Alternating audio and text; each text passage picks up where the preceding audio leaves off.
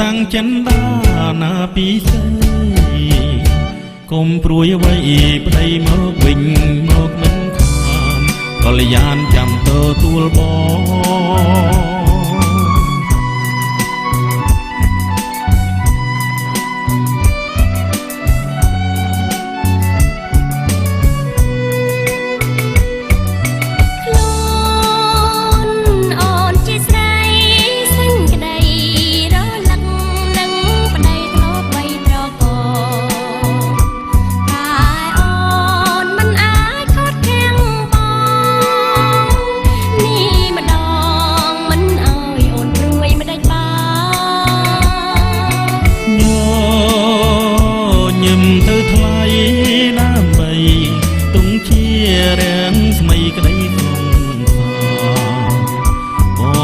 ទៅ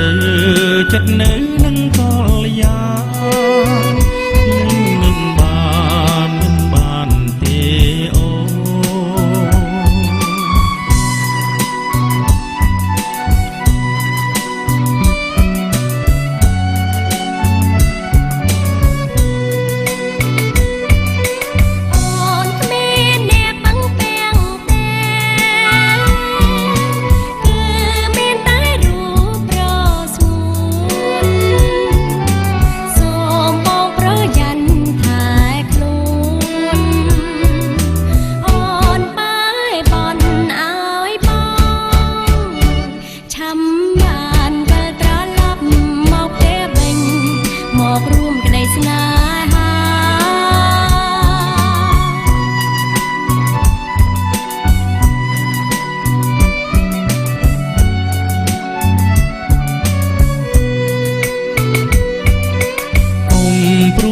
ឡើយប្រលឹង